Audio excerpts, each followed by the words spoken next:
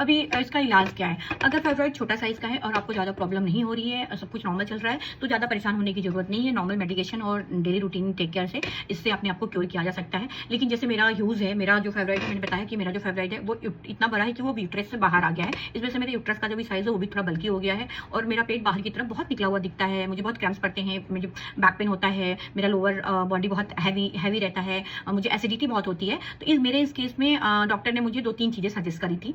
पहले तो मैंने गायनी को दिखाया था, तो गायनी ने मुझे यूट्रस रिमूवल का ऑप्शन दिया था।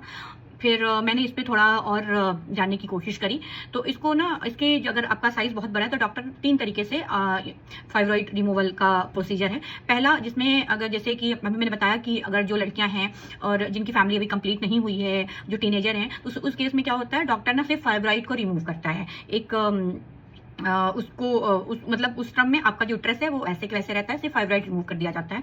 दूसरा आता है कि इम्बुलाइजेशन, जिसमें क्या रेडियोलॉजी के थ्रू एक कट लगा के एक मतलब काइंड ऑफ एक प्रोसीजर होता है, जिसमें जो आपका यूट्रस में क्या बोलते हैं, आपका जो फाइब्रॉइड होता है उसको श्रिंक कर दिया जाता है। उसमें उसका जो ब्लड जाने का जो सोर्स होता है उसको ब्लॉक कर देते हैं, जिसकी वजह से वो धीरे धीरे श्रिंक हो जाता है। ठीक है, फिर उससे आपको पेन कम हो जाते हैं और बाकी चीज़ें। और तीसरा, अगर इन दोनों ही मतलब फाइब्रॉइड बहुत ज़्यादा है, 1 या 2 या 3 उससे ज़्यादा है और बहुत बड़े बड़े हैं, इस केस में यूट्रस रिमूवल किया जाता है ना। तो डॉक्टर ने मुझे भी बोला था